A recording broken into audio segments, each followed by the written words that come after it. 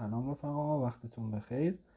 گفتم یه ویدیو بگیرم که نحوه ارسال صحیح تمرین رو برای پشتیبان خدمتتون توضیح بدم. ببینید، حالا من استراتژی اول رو مثال میزنم، استراتژی دیگه هم به همین صورته.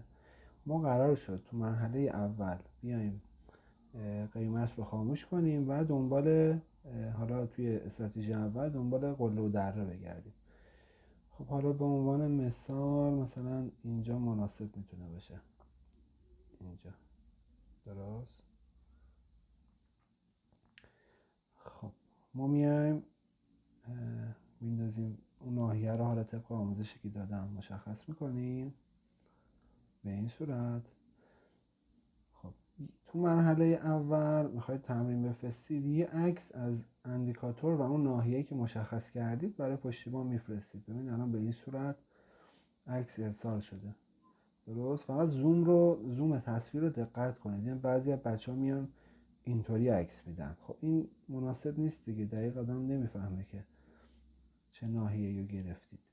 قشنگ یه زوم مناسب بذاره عقب‌تر زوم رو ببرید و اون ناحیه‌ای که به دست اومده عکس ارسال میکنید. مرحله دوم قیمت رو روشن میکنید و از واکنش قیمت به اون خط عکس. ببینید الان اینجا خورده به این خطه و ریخته به سمت پایین. عکس دوم هم باید حد ضرر حد سود رو قرار بدید. اینا رو توی ویدیو خدمتتون آموزش دادم.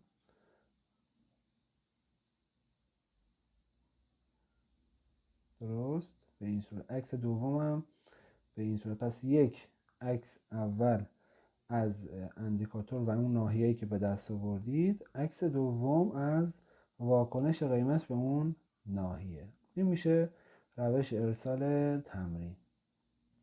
فقط نکته‌ای که مهمه اینه که زوم تصویر رو دقت کنید دیگه. مثلا خیلی زوم نکنید که هیچی مشخص نباشه.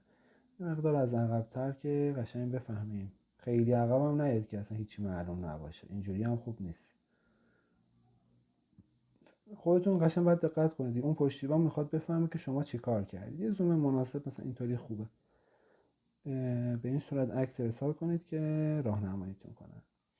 یا علی مدد. خدا حافظ.